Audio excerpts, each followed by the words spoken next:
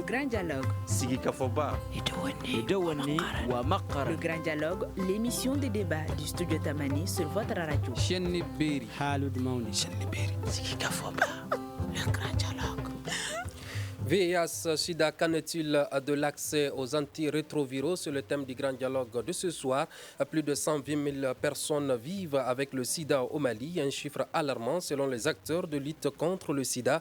À Paris, en début des années 80, le virus responsable du VIH a entraîné une hécatombe sanitaire en Afrique. Progressivement, des moyens de lutte sont apparus. Les patients peuvent désormais vivre avec le virus. Aujourd'hui, l'un des acteurs, Arcade Santé Plus, célèbre ses 30 ans de lutte contre la pandémie. Quels résultats reflètent cette lutte? Où en sommes-nous avec la recherche du vaccin? Un monde sans sida est-il possible? On en parle dans ce grand dialogue avec nos invités. Madame Sidibé Tenekane, coordinatrice régionale de Koulikoro du réseau malien des associations des personnes vivant avec le VIH. Docteur Mamadou Sissé, directeur de la recherche communautaire à la direction générale de Arcade Santé Plus, et Mamadou Simaga, secrétaire exécutif régional du Haut Conseil national de lutte contre le sida du district de Bamako. À la présentation, je suis Mirana Kilomaïga, invité, auditeur, téléspectateur, bonsoir et bienvenue. Le grand dialogue. Tout d'abord, on commence avec vous, Mamadou Simaga. Qu'est-ce que d'abord le VIH et le sida? Merci bien, M. Simaga. Tout juste, permettez-moi de saluer vos auditeurs et auditrices. De nos 85 radios et 3 télévisions partenaires. Et vraiment, toutes nos félicitations par rapport à cette chaîne-là. Et mon bonjour à mes co-débatteurs. Monsieur le directeur du Arcade Sida et Madame la présidente de Ramaplus. Et moi, c'est Amadou Simaga et non Amadou Simaga. C'est bien Monsieur Amadou Simaga. Effectivement, je suis le secrétaire exécutif régional de contre le Sida du district de Bamako. Le VIH, le Sida, c'est cette pandémie qu'on a connue ici au Mali, comme vous l'avez dit, et depuis les années 85, n'est-ce pas, qui a décimé pas mal de personnes ici. Un virus qui se transmet par des sangs contaminés, qui se transmet par des rapports sexuels non protégés et qui peut se transmettre par la voie la transmission mère-enfant. Voilà les voies. Et aujourd'hui, on peut dire que vraiment, on a parcouru du chemin. Beaucoup d'efforts ont été fournis. Dans le temps, c'était tout de suite synonyme de mort. En tout cas, des personnes à la limite, à la traîne. Aujourd'hui, avec les médicaments, avec l'engagement des uns et des autres, avec, n'est-ce pas, la réponse des personnes atteintes même du VIH, aujourd'hui, c'est un mal comme tout autre mal. C'est une maladie comme toute autre maladie qu'on vit avec, on se soigne comme, comment dirais-je, comme on se soigne comme le diabète et l'hypertension. Voilà ce que je peux dire en entrée de jeu. Merci. Aujourd'hui, quelle est la situation générale dans le pays? À la date d'aujourd'hui, la prévalence du VIH-Sida est estimée à 0,8%. On va dire que 0,8%, c'est pas trop, c'est pas beaucoup, c'est beaucoup. Parce que rapporté aujourd'hui à la population générale du Mali, c'est à peu près plus de 120 000 personnes qui vivent avec le sida. Mais même si une seule personne vit avec le sida au Mali, on va continuer à se battre. On a comme objectif de l'éliminer à l'horizon 2030. Et justement, nous sommes avec tous nos partenaires par rapport à cela. C'est un objectif mondial auquel le Mali s'inscrit et avec l'apport de tout un chacun, je crois que nous allons un jour léguer un Mali sans sida aux générations futures. Docteur Mamadou Sissé, ce chiffre, plus de 120 personnes vivent avec, 120 000 personnes vivent avec le sida. Ce virus est toujours présent. Qu'est-ce qui explique selon vous cette situation? Qu'est-ce qui explique le fait que le virus vit toujours? Le virus vit toujours. Je crois que les raisons sont multiples. D'abord, vous savez que vivre avec le VIH, ce n'est pas une situation facile. Ceux qui vivent avec n'arrivent pas très souvent à rapprocher les centres de soins pour se traiter parce que malheureusement il y a encore trop de stigmatisation, trop de discrimination autour des personnes qui vivent avec le VIH.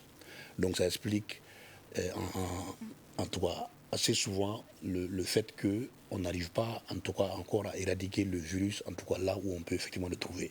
On sait aujourd'hui où ça se trouve, mais sauf qu'il y a des populations qu'on va appeler des populations clés, des populations vulnérables au sein desquelles l'accès ne se fait pas facilement. Ces populations ont de la peine à aller vers les centres de soins par peur d'être stigmatisées. Donc toutes ces raisons, entre autres, expliquent pourquoi on n'arrive pas aujourd'hui à éradiquer le virus.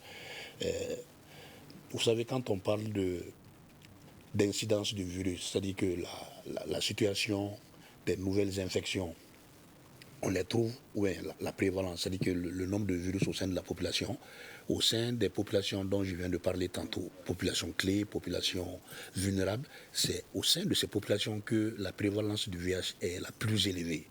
Donc quand nous ne disposons pas de moyens suffisants, en tout cas pour aller vers eux, et Dieu seul sait qu'on fournit pas mal d'efforts pour aller vers eux, mais force est de constater que les gens se sentent discriminés, marginalisés, donc ils ont peur. Donc on est obligé vraiment de les chercher très loin. Mais quand on se cache et qu'on ne veut pas aller vers les centres de soins, donc ça devient un peu compliqué. Donc c'est au sein de ces populations que le VIH va continuer encore à se propager. Quand vous dites des populations clés, des populations vulnérables, concrètement de quoi s'agit-il? Quelles sont ces populations clés? C'est en fait des populations au sein desquelles le risque d'être infecté est très très élevé. Je prends par exemple les travailleurs de sexe. Voilà, ça peut être quelquefois les usagers de drogue. Voilà, ça peut être des hommes qui ont des rapports sexuels avec d'autres hommes. Donc toutes ces populations donc, sont des populations au sein desquelles, de par le mode de transmission assez élevé, de par leur pratique, fait que la prévalence du VIH est un peu plus élevée au sein de cette population. En moyenne, combien de personnes par semaine ou par mois sont contaminées par ce virus? Je ne saurais pas le dire parce que c'est vrai, comme vous nous avez fait comprendre qu'on va parler plutôt de notre vécu. Moi, je rappelle, il y a à peu près une vingtaine d'années, quand j'étais encore coordinateur du CESAC de Bamako, nous dépistions environ une trentaine de personnes. Et sur ces 30 personnes, il faut dire qu'on avait presque les 2 tiers qui étaient infectés par le VIH. Bon, c'est lié peut-être à la particularité du CESAC où on référait spécifiquement des gens sur lesquels on suspectait le VIH. Ailleurs, quelle est la situation? Peut-être que M. Samaké pourra... Pardon, M. Simaga, voilà, pourrait nous en dire un peu plus, en tout cas au niveau national, mais je ne dispose pas de ces chiffres. D'accord. Avant de donner la parole à Mme Sidibé, est-ce que vous pouvez répondre à cette question? Combien, en moyenne par jour, combien de personnes sont atteintes sont contaminées par ce virus? Monsieur Mbaïga, comme il a dit, je ne saurais le dire avec précision, mais c'est des dizaines de personnes par jour. Et rapporter ça par an, ça fait beaucoup. Encore une fois, même s'il y a une seule contamination, nous devons continuer à se battre. C'est ça l'essentiel. Voilà. C'est des dizaines et des dizaines de personnes qui sont contaminées par jour. Ça, c'est sans embâche, sans doute. Voilà la situation. Merci. Madame Sidibé, vous, votre réseau lutte pour freiner la chaîne de transmission. Comment avez-vous su que vous portez le virus? Bon, moi, je porte le virus, c'était en 2005. Je suis tombée malade, je vis à Koulikoro. Je suis tombée malade à Koulikoro. On m'a référé au Point G. Au Point G, je suis restée là-bas jusqu'à un mois. On a fait toutes les analyses. On dit que je ne suis pas malade. Moi, je dis que je suis malade. Vous dites que je ne suis pas malade. Déjà, en ce moment, ils ont fait faire le texte sans mon consentement et divulguer le résultat à mes proches. Je n'étais pas au courant. Il y avait mes parents qui disaient tous les jours, le VIH est comme ça, le VIH est comme ça. Moi, j'ai dit, donc ma maladie là, c'est le VIH. C'est comme ça que j'ai su ma maladie.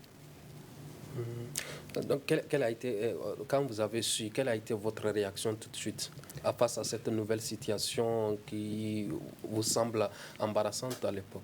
Bon, ma réaction était que ma vie est finie, ma vie est terminée, j'ai pleuré. Vraiment, ce n'était pas facile pour moi. Parce que moi, je vivais en Côte d'Ivoire, je suis venue ici. C'était pour rentrer en France. J'étais avec mes tontons et ma tata. Donc, quand ils ont connu ma statut sérologique, ce n'était pas facile.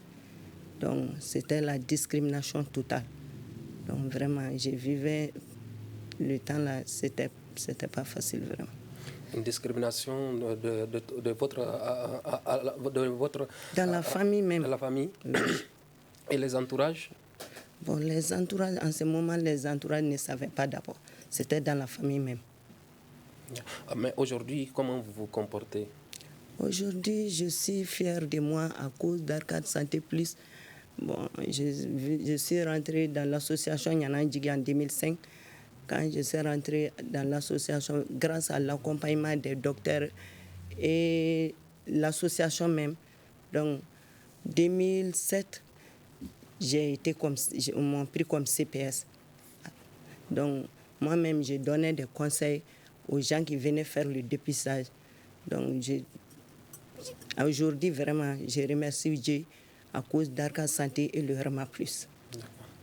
Elle parlait tout de suite, elle dit qu'elle a été discriminée d'abord par sa famille, avant que son entourage ne soit au courant. Comment expliquez-vous que des personnes qui sont atteintes par une telle maladie virale puissent être confrontées à de telles discriminations? Eh bien, M. Maïga, ça se comprend. La nature de cette maladie est telle que, en tout cas, la porte d'entrée a été comme si c'était une maladie honteuse. Et les personnes qui ont eu la malchance, entre guillemets, d'avoir été atteintes, vraiment ont eu à broyer du noir dans ces pays-là. Et partout au monde, ce n'est pas au Mali seulement. Et justement, parce qu'il y a une marginalisation, il y a une stigmatisation, que cette maladie, on a vraiment de la peine à l'éradiquer. Parce que face à ça, les gens se replient sur eux-mêmes. Il reste des réservoirs de transmission. 1, 2. Et avec ces replis, eh bien, les médicaments, comme ils l'ont dit, la prise en charge devient difficile. Et justement, on l'a toujours combattu, cette marginalisation. Et c'est ce qui fait qu'aujourd'hui, même cette année, le thème national au Mali... On va en parler tout de suite. Voilà, donc ça va aller vers les droits humains. Parce que c'est vraiment des droits. Et ça veut dire qu'à l'époque, les gens n'ont pas compris la maladie. Oui, partout au monde, ça a été, je l'ai dit, considéré comme une maladie honteuse, les sexes, etc., etc. Bon, quand cela ne tienne, mais quand il faut toujours accompagner une personne atteinte d'une quelconque maladie. Parce que les remèdes d'une maladie, c'est d'abord l'approche qu'on a vis-à-vis de son médecin, qu'on a l'approche vis-à-vis de ses parents, de ses proches, etc. Les milieux ambiants, c'est vraiment fondamental. Et quand on est pris en charge à ce niveau-là, quand on est compris, quand on est accompagné, ça c'est déjà un médicament. Avant les médicaments même, moi je pense. Et on ne va pas vraiment se lasser à informer, à sensibiliser, à faire en sorte que vraiment les gens puissent laisser de côté là, cette marginalisation, cette stigmatisation. De toute façon, elles sont courageuses, les personnes vivant avec le VIH au Mali. Des témoignages qui sont là, ça ne se transmet pas comme ça. Pas plus tard qu'avant-hier, on était à Ségou. Des plats préparés par des personnes vivant avec le VIH-Sida, que toute l'administration de Ségou, nous aussi, on s'est transportés à Ségou, tout le monde a mangé ensemble, ça ne se transmet pas comme ça. Il n'y a aucune différence.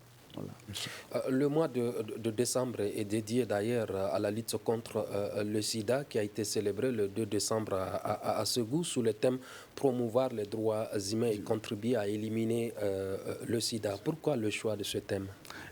Ouais, on l'a dit, ça s'y est toujours. Il y a toujours des poches, des cas de marginalisation et de stigmatisation. Et dès l'instant que cela existe, on dit encore une fois, la lutte devient difficile, voire impossible à mener à bout. Et donc, il faut continuer l'effort dans ce sens-là. Et ce thème national est issu du thème mondial, aller vers les droits de l'homme, les droits humains, respecter les droits humains. Parce que partout au monde, ce n'est pas au Mali seulement, c'est le même cas. Les gens sont marginalisés. Il l'a dit.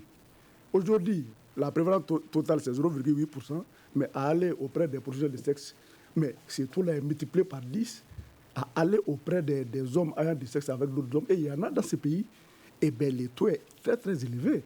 À aller auprès des, comment dirais-je, même d'un certain nombre de groupes comme des aides ménagères, etc., vraiment c'est élevé.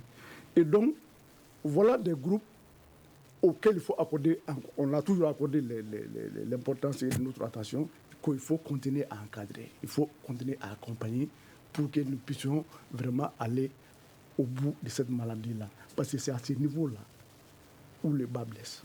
C'est là où il y a les réservoirs au vrai sens du terme, de transmission et de propagation du VIH. Docteur Cissé, madame parlait tout à l'heure, elle disait qu'elle vit aujourd'hui grâce au soutien de Arcade Santé Plus. Comment se fait aujourd'hui la prise en charge au niveau de Arcade Santé Plus? Ok, comme vous dites aujourd'hui, j'ai presque envie de retourner 30 ans en arrière, parce que la prise en charge à Arcade n'a pas commencé aujourd'hui, elle a commencé il y a 30 ans, comme on en avait parlé juste avant l'émission. Donc en 1994, plus exactement au mois de novembre, Arcade a vu le jour. 2 ans après, Arcade a créé son premier centre de prise en charge qui s'appelle le CESAC. Il existe d'ailleurs toujours, il est au centre commercial de Bamako. Et après, il y a eu la création d'autres sites. Je ne vais pas les citer tous. C'est des appellations, en fait, les noms qui étaient attribués à ces structures, c'était les USAC, les unités de soins, d'animation et de conseil. Donc on en a créé un peu partout au niveau des 6 régions, en tout cas avant la nouvelle répartition du pays, en 20 régions. Donc on était représentés dans les 6 régions pratiquement. Et la particularité des USAC, c'était le fait de les intégrer directement dans les CCRF. Donc la vocation de Arcade, c'était vraiment d'accompagner l'État dans la lutte contre le VIH. Donc ce n'est pas, nous n'avions pas du tout l'ambition en tout cas de faire cavalier seul d'ailleurs dans un pays organisé, ça ne se passe pas comme ça. Donc on a accompagné l'État dans sa mission régalienne qui est de traiter les personnes qui vivent avec le VIH. Et au niveau du CESAC, d'ailleurs où j'ai travaillé comme médecin d'appui au tout début, c'était dans les années 96. Après, j'ai dirigé la structure pendant une dizaine d'années, donc comme coordinateur. Et juste pour que vous ayez à peu près une idée sur le nombre de personnes que Arcade, à travers ces sites de prise en charge, il y en avait 15 au total, donc nous suivions à peu près un peu plus de la moitié de la file active de l'époque. Voilà. Donc je crois qu'on tournait autour de 23 000 ou 24 000 personnes sous traitement régulièrement suivies. Et Arcade, à travers ces 15 sites de prise en charge, donc suivait à peu près un peu plus de la moitié. On était, je crois, aux alentours de 51%. Ça, c'était jusqu'en fin 2020. Voilà. Début 2021, donc les choses ont un peu changé. Donc Arcade a cédé une partie de ses USAC à l'État, parce que la mission, ce n'était pas d'accompagner indéfiniment les USAC. Voilà, donc ces USAC ont été restituées à l'État, donc elles existent toujours au niveau des centres de santé de référence. Voilà, donc parce qu'à partir de 2021, d'ailleurs, Arcade a changé de nom, il s'appelle, en fait c'était Arcade Sida, maintenant c'est Arcade Santé Plus. Voilà, donc il y a de nouvelles missions donc, qui se sont rajoutées à celles dans lesquelles on était impliqués auparavant. Voilà, donc, et aujourd'hui, nous suivons à peu près 11 à 12% de la file active du pays. Dès l'instant où les USAC que nous avions ont été cédés, donc on ne peut plus continuer à avoir la même file active. L'idée, ce n'est pas d'avoir, comment dirais-je, de gros chiffres à gérer parce que quand même c'est épuisant et ça demande quand même toute une logistique. Et cette logistique, il faut que quelqu'un mettre la main à la poche en tout cas pour payer tout ça. Donc voilà, pour des situations de ce genre, donc on ne pouvait pas continuer en tout cas à gérer en tout cas les USAC sous cette forme. Donc les USAC ont été cédés à l'État. Ils sont aujourd'hui au niveau des CCRF. Donc aujourd'hui, peut-être pour répondre à la question rapidement, sur les 3 dernières années de 2021 à 2023, on est à peu près à 6 000 nouvelles personnes mises sous ARV. Voilà. D'accord. Alors, les acteurs de lutte se sont engagés à mettre fin à la pandémie d'ici 2030. Où en sommes-nous avec cet engagement ? Par rapport à cet engagement, vous savez, c'est une démarche, qui réunit quand même beaucoup de partenaires. C'est pas la vocation c'est pas la seule vocation de Arcade. D'ailleurs, Arcade ne peut pas du tout. Donc nous, on accompagne l'État comme on l'a dit. Voilà. Donc il faut maintenant ajouter toutes ces contributions. Peut-être qu'on pourra après en parler dans le détail, ce que nous faisons au quotidien, en tout cas, pour apporter notre touche à cet édifice donc, qui se fait depuis des années. Voilà. Aujourd'hui, est-ce que nous sommes encore loin de l'objectif qu'on s'est assigné? Je crois que M. Simaga disait tantôt qu'on est passé à 0,8%.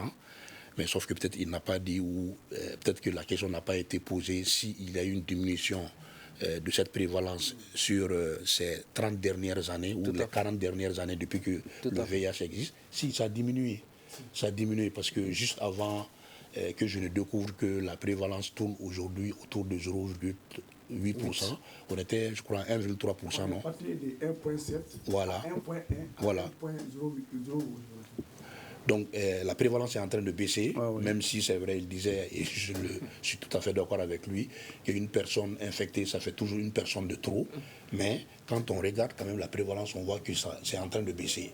Donc ça, c'est grâce à toutes les initiatives de l'État malien par rapport à la lutte contre le VIH, par rapport à ses partenaires, que ce soit communautaires ou religieuses ou confessionnelles d'une manière générale. Et je pense que toutes ces contributions font qu'aujourd'hui, on arrive quand même à avoir une prévalence qui est en deçà de 1%. Donc ça veut dire qu'il y a de la sensibilisation qui est en train d'être faite, qui n'a pas baissé. Et je crois que Mme Sidibé, ici présente, œuvre énormément, en tout cas dans ce domaine. Et on a su dès le départ, ça c'est d'ailleurs l'approche que Arcade fait aujourd'hui de la lutte contre le VIH, c'est faire la lutte avec les acteurs touchés et pour les acteurs touchés. Alors j'allais poser même la question, quelles sont les actions que vous menez au quotidien pour accompagner cet engagement de mettre fin à la pandémie d'ici 2030 ? Puisque nous sommes à l'horizon 2030. En fait, tout commence déjà par la sensibilisation. Donc la sensibilisation va favoriser en tout cas toutes les actions qu'on fait par rapport à la prévention, parce qu'il faut faire en sorte que les gens soient informés de comment le VIH est transmis. M. Sigman l'a dit quand on lui a donné la parole au tout début de cette émission. Voilà, donc malheureusement, il y a encore beaucoup de gens qui ne savent pas comment le VIH se transmet. Et je crois que ça explique tantôt pourquoi des personnes dans l'ignorance se mettent à détester ceux qui l'ont, en ignorant totalement comment on le contracte. Voilà. Donc cette sensibilisation a un poids énorme, en tout cas par rapport aux prémices même de la prévention, parce qu'il faut d'abord savoir comment on contracte le virus, et ensuite, dans la sensibilisation, dire aux gens comment on peut l'éviter. Donc les acteurs sur le terrain aujourd'hui, donc qu'on soit conseiller psychosocial, qu'on soit animateur, leur rôle aujourd'hui, avec toutes les structures impliquées, donc c'est d'aller sur le terrain. Par exemple, sur ces 3 dernières années, il y a plus de 8000 animateurs qui ont été mobilisés par Arcade à travers ses sous-bénéficiaires pour aller pratiquement un peu partout, selon les endroits où nous intervenons, pour faire de la sensibilisation, afin que les gens sachent ce qu'il y a. Demander aux gens de se dépister pour savoir par rapport aux prises de risque qu'ils ont eues, s'ils sont infectés ou pas, et proposer un traitement le plus tôt possible. Aujourd'hui, on est dans cette dynamique. Dès l'instant où tu découvres ton VIH, l'idée, c'est vraiment de commencer un traitement dans la semaine qui suit la découverte de l'infection par le VIH. Et ça ne peut se faire que si on est dans la sensibilisation, on est dans la mobilisation, en tout cas, au sein de la communauté, en tout cas, pour que les gens prennent conscience de l'existence de cette infection. Voilà. Amadou Simega, quelles sont les actions que le Haut Conseil mène au quotidien auprès des personnes vivant avec le VIH?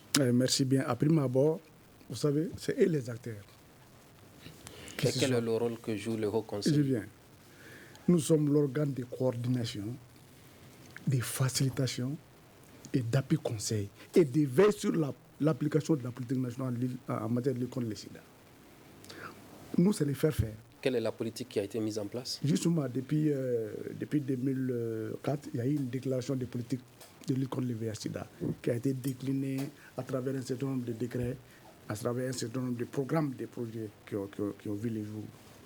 Vous savez, le secrétaire exécutif, le Haut Conseil, comme je l'ai dit, c'est l'organe d'appui, de coordination, de conseil de veille et par rapport à des multiples acteurs sur le terrain.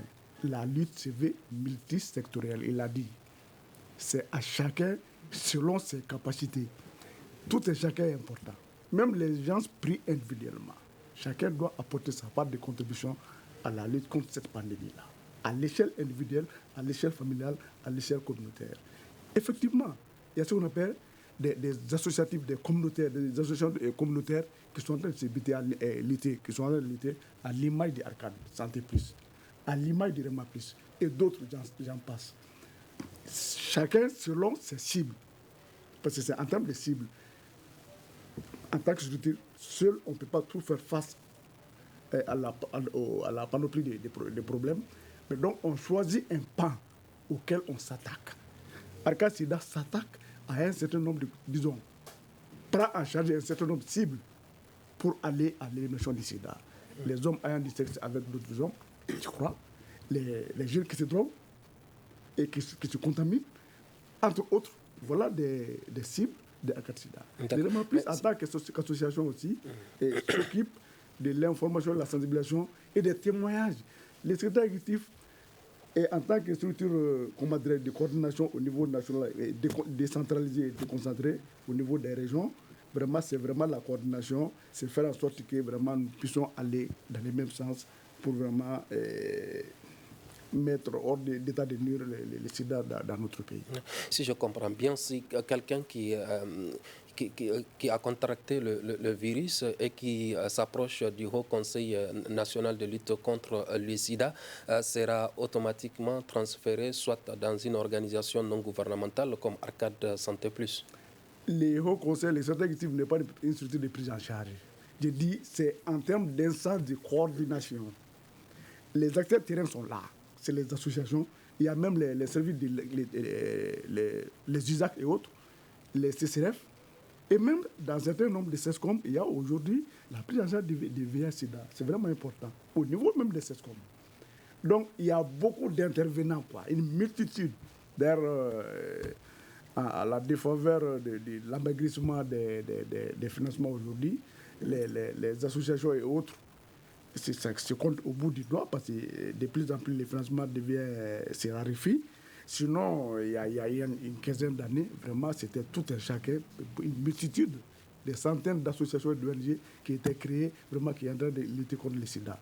Et donc, les acteurs, nous facilitons, nous appuyons, nous coordonnons, nous veillons sur l'application de la politique. Voilà notre rôle. D'accord. Voilà. Madame Sidibé, quelles sont les difficultés auxquelles aujourd'hui vous faites face par rapport à la prise en charge de vos médicaments antirétroviraux? Bon, la difficulté que nous faisons face, il y a accès. Il y a des gens qui sont loin pour venir prendre leurs médicaments. Nous, on fait la dispensation communautaire. Notre rôle dans la société, c'est aller donner les médicaments. Nous faisons la dispensation communautaire, c'est-à-dire aller donner les médicaments au PVVH dans leur lieu convenable dans la communauté. PVVH, c'est-à-dire les personnes vivant avec le VIH. Après ça, on fait l'index testé. L'index testé, ça, c'est aller dépister les partenaires des PVVH et les enfants des PVVH dans la communauté. Bon, il y a beaucoup d'autres. Est-ce que l'accès aux antirétroviraux est facile aujourd'hui? Si, l'accès aux antirétroviraux est facile. Nous-mêmes, on a l'accès. C'est pour cela que je dis que nous, on donne les médicaments à la communauté, au PVVH dans la communauté. Les personnes vivant avec le VIH prennent quotidiennement leurs médicaments? Si. Mais il y a des pertes de vie. On fait la recherche aussi des pertes de vie. Des pertes de vie à cause de la discrimination et de la stigmatisation. Donc nous, on s'en va rechercher ces pertes de vie pour les réintégrer aussi. Mais est-ce qu'il arrive qu'il y a des cas d'abandon complètement de prise en charge dans vos associations? Que des personnes abandonnent de prendre des médicaments? Si, il y en a. Il y a des personnes qui abandonnent complètement. Et quelles en sont les raisons? Bon, il y a beaucoup de raisons. D'autres disent que le sida n'est pas vrai. Que le sida n'existe même pas. Tu vas beau faire. Parce qu'ils vivent grâce à la prise en charge des antirétroviraux. Ils pensent que le sida n'existe plus ou le sida n'est plus une réalité? Bon, c'est pas ça même. Depuis le début, il y a des gens, même si tu le dépistes, tu dis que tu es séropositif, tu dois prendre les médicaments. Ils vont dire que c'est pas vrai. Moi, je ne suis pas positive. Je suis venue pour d'autres causes. Je ne suis pas venue pour faire dépister. Donc, il y a beaucoup de refus même. Mais les associations mises en place des gens pour les convaincre de venir faire leur traitement. Sinon, il y a des refus. D'accord. Docteur Cissé, de plus en plus, les situations d'échec thérapeutique génèrent des problèmes de gestion. Qu'est-ce qui explique cela?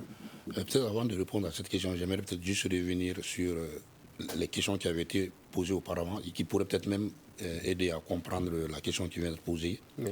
Vous demandiez les raisons de l'abandon. Tout à fait. C'est vrai que il y a des études qui ont été faites pour voir les facteurs prédictifs par rapport à l'abandon.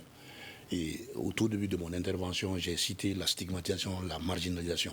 C'est vraiment des causes majeures qui font que les gens abandonnent. Imaginez quelqu'un qui vient au centre, on lui dit qu'il est infecté par le VIH. Il sait tout de suite ce qui va se passer. Dans sa famille, il ne va pas dire qu'il est infecté. Il ne va jamais sortir de chez lui pour se rendre sur un site de prise en charge parce qu'il y a certainement des gens, ou bien il va penser qu'on va le suivre, en tout cas dans sa démarche, pour savoir ce qu'il a. Parce qu'en sortant, il va certainement dire qu'il est infecté par le VIH. En fait, il va au centre de soins et n'ayant pas partagé le pourquoi de sa maladie, donc les gens vont essayer probablement de le suivre. Donc tous ces facteurs vont faire qu'à un moment donné, le sujet va abandonner d'aller au niveau du site de prise en charge. Donc ça, c'est vraiment les facteurs prédictifs par rapport à l'abandon. Par rapport, c'est vrai, à nos interventions en termes de lutte contre le VIH, c'est vrai que j'ai mis l'accent dans un premier temps sur la toute première chose qui est faite, la sensibilisation, mais il y a aussi le traitement. Je le disais tantôt, il fut un temps, c'était en fin 2020, donc nous suivions à peu près la moitié des personnes qui avaient été mises sous ARV. Voilà, donc ça c'est quelque chose, c'est vrai que je voulais juste rajouter, pour en revenir maintenant à votre question, l'échec thérapeutique. C'est vrai que l'échec thérapeutique, il s'instaure dès l'instant où il y a effectivement des difficultés dans la prise du traitement. Ce traitement, c'est un traitement à vie. Aujourd'hui, beaucoup de personnes le savent. Donc, un traitement à vie a besoin d'être accompagné. Et quand cet accompagnement ne se fait pas comme il faut, à cause des abandons dont nous parlions tantôt, on va effectivement retrouver ces gens 1 an ou 2 ans après l'abandon avec des taux de charge virale très très élevés parce que le traitement n'a pas été pris pendant cette période. Et c'est vraiment le grand dilemme auquel on est confronté aujourd'hui. Avoir une infection par laquelle un traitement est donné et le traitement doit être pris à vie, avoir des difficultés par rapport au taux de rétention de ces personnes, parce que ce taux de rétention, selon les sites, il est quelquefois de 50%. Imaginez, en début d'année, vous avez à peu près 100 personnes suivies sous ARV. À la fin de l'année, vous en avez moins de 50. Donc, et pourtant, ces 100 personnes auraient dû être maintenues sous le traitement pendant tout ce suivi. Bon, c'est pas comme ça que ça se fait dans la vraie vie, parce que dans la vraie vie, malheureusement, beaucoup de gens abandonnent le traitement. Et j'ai essayé de citer quelques causes. Et ces abandons font que les gens vont se retrouver en échec thérapeutique et seront obligés de tout commencer. Mais au-delà de tout commencer, il y a le risque qu'on en meure de cet échec thérapeutique. Il y a aussi le risque que les médicaments dont nous disposons aujourd'hui n'arrivent plus à traiter l'infection comme il faut. Parce que l'échec, c'est aussi ça. Avoir un arsenal thérapeutique qui n'est plus efficace sur la souche virale que la personne présente parce que la personne est en situation d'échec thérapeutique. L'échec, ce n'est pas juste parce que j'arrête de prendre le traitement, mais même si ce même traitement est en train d'être pris, il ne va plus être efficace comme il l'a été au tout début. À cause de l'abandon et parce qu'il y a des mutations qui vont venir, donc des changements dans le génome du virus qui fait que le virus ne sera plus sensible au traitement. Vous voulez dire quelque chose? Oui, et en soi, c'est un problème. Il l'a dit. C'est-à-dire, à prime abord, on met la personne sur une première ligne. Et en cas d'échec, la personne est mise sur une deuxième ligne et qui coûte plus cher. Et entre parenthèses, les médicaments là sont gratuits. Pour les personnes ils sont gratuits, ils sont achetés par l'État et ses partenaires et mis à la disposition de ces personnes-là à vie. Et donc, vraiment, l'idéal est que vraiment les gens soient... En dessous des antirétroviraux, il y a également des médicaments qui sont payants, n'est-ce pas? Bon, ça peut arriver, hein, par rapport à des maladies opportunistes, même certains médicaments opportunistes contre les maladies opportunistes sont payés par l'État et ses partenaires et mis à disposition. Mais il peut arriver que, dans la vie courante, que ces personnes fassent aussi un certain nombre d'autres maladies pour lesquelles la prise en charge n'est pas gratuite. Ça peut arriver. En tout cas, l'État fait de son mieux pour rendre les médicaments gratuits et les mettre à disposition les plus près possible, vraiment. Et ça suit un peu la pyramide sanitaire, c'est-à-dire du niveau hôpitaliste jusqu'au niveau SESCOM. Et même au niveau communautaire, par cette chaîne de distribution qui est organisée à travers les associatifs et autres. Et donc je disais, c'est important, vous l'avez dit, l'échec thérapeutique, ça a un coût. Parce que quand on passe d'une ligne à une autre, ça a vraiment un coût. La deuxième ligne est plus chère que la première ligne, et la troisième ligne, je parle sous le contrôle du médecin, est encore plus cher que vraiment cette deuxième ligne-là. Donc vraiment, c'est un peu ça. Et donc notre leader, c'est de rester au niveau de sa ligne, en tout cas en étant observant, c'est-à-dire en prenant bien ses médicaments et en respectant vraiment les conseils donnés par les traitants. Madame Sidibé, est-ce qu'il arrive souvent que vous achetez certaines ordonnances qui accompagnent les médicaments antirétroviraux? Si. Ça arrive souvent. Bon, est-ce que c'est des médicaments qui coûtent cher? Les médicaments qui coûtent cher. Les médicaments qui coûtent cher. Quand on dit que le médicament est gratuit, je pense que c'est les You, les Coutri. Il y a des médicaments qui sont gratuits, mais d'autres ne sont pas gratuits. Les médicaments antirétroviraux? Oui. Les rétroviraux, c'est les You. Okay. Les médicaments, les ISC, les médicaments qui traitent les ISC sont gratuits. Les coteries sont gratuits. Bon, actuellement, je ne sais pas trop, mais nous, on paye des médicaments. Juste peut-être pour venir à la rescousse de Mme Sidibé, il faut que vous sachiez, comme M. Simara l'a bien dit, le traitement par rapport au VIH, il est gratuit. Quand on parle de traitement, c'est vrai, ça prend en compte ce qu'elle tentait de dire tantôt, le traitement des infections opportunistes. En fait, c'est des infections que nous connaissions bien avant l'avènement du VIH, mais qui viennent beaucoup plus souvent chez quelqu'un qui est infecté et dont la survenue est liée à l'affaiblissement de son système immunitaire.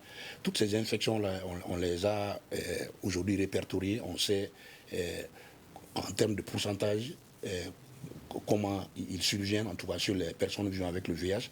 Et tous ces médicaments sont aujourd'hui achetés par l'État et par les partenaires.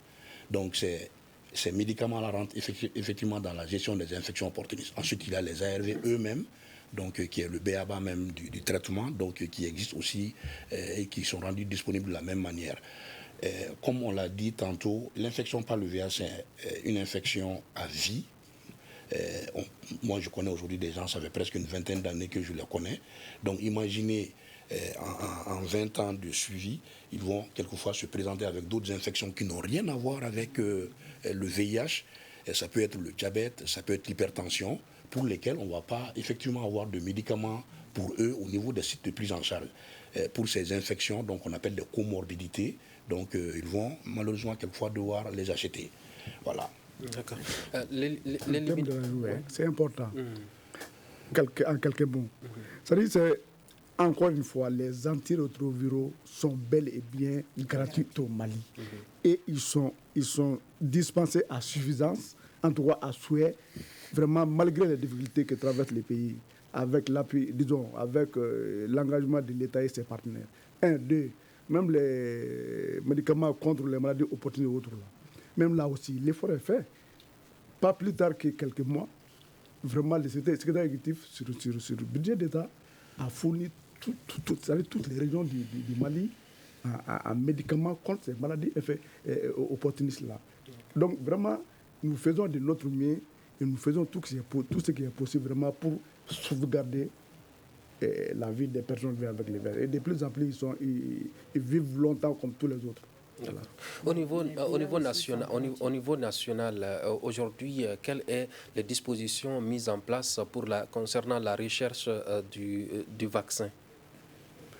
Bon, il y a ce qu'on appelle au niveau d'un certain nombre il y a les CEREFO qui fait des études. il y a un certain nombre de professeurs des universitaires qui sont en train de faire des recherches. Mais vous savez, ce virus-là, il est tellement malin, il est tellement difficile à maîtriser qu'au jour d'aujourd'hui, de toute façon, à ma connaissance, vraiment, il n'y a pas de vaccin en tant que tel. Et ça, ce n'est pas... Mais on s'engage quand même à l'éliminer d'ici l'horizon 2030 et nous nous approchons de l'horizon 2030 puisque nous sommes en 2024, vers la fin de 2024. Il ne reste que 5 ans pour cet engagement pris par les autorités et par les acteurs par le monde, on va dire. Par le monde, oui. Pour éliminer. Oui. Est-ce que aujourd'hui, on peut dire que ce virus pourrait être éliminé d'ici l'horizon 2030 au regard de ce que vous dites? C'est la raison de notre combat et c'est votre raison aujourd'hui parce que vous contribuez comme cela à l'atteinte de cet objectif final-là. Et je dis encore une fois, cet engagement n'est pas que malien, il est mondial. Et nous sommes dans les concerts des nations, nous faisons ce que nous devons faire par rapport à la population malienne. Je dis encore une fois, les recherches continuent, même au Mali. Même au Mali et ailleurs, avec des moyens beaucoup plus importants. En tout cas, au jour d'aujourd'hui, il n'y a pas de vaccin en tant que tel. Vivement un vaccin.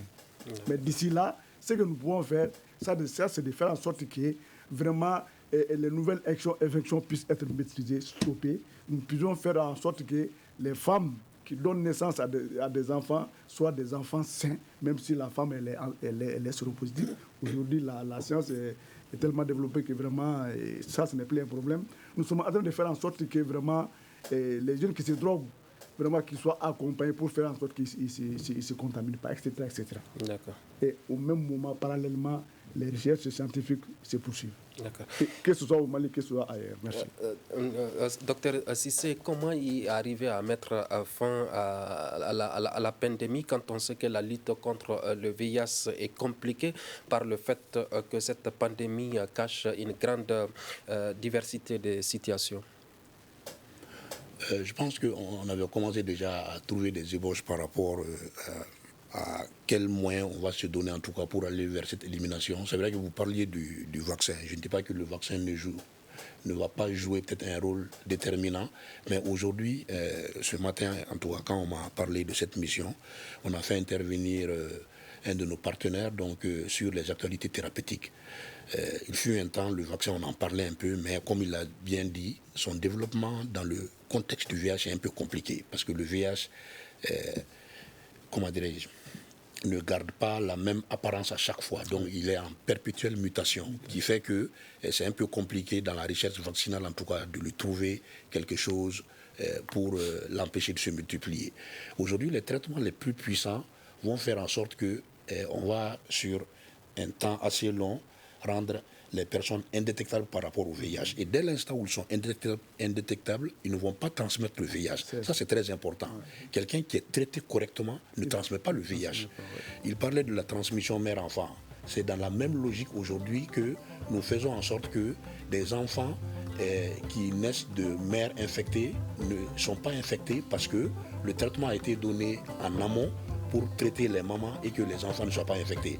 Donc toutes ces stratégies, toutes ces démarches vont faire qu'à un moment donné, on va effectivement aller vers l'élimination du VIH. C'est encore un long chemin, je crois qu'on est à 6 ans de l'échéance. Voilà, il va falloir encore bien cravacher avant d'aller vers cet objectif, mais on y croit et on continuera de se battre. Donc on peut dire que la lutte contre le sida est pour l'instant un échec? Non, on ne va pas prendre comme un échec. Vous savez combien de gens on a pu sauver d'une mort certaine lorsqu'on les a informés de leur infection?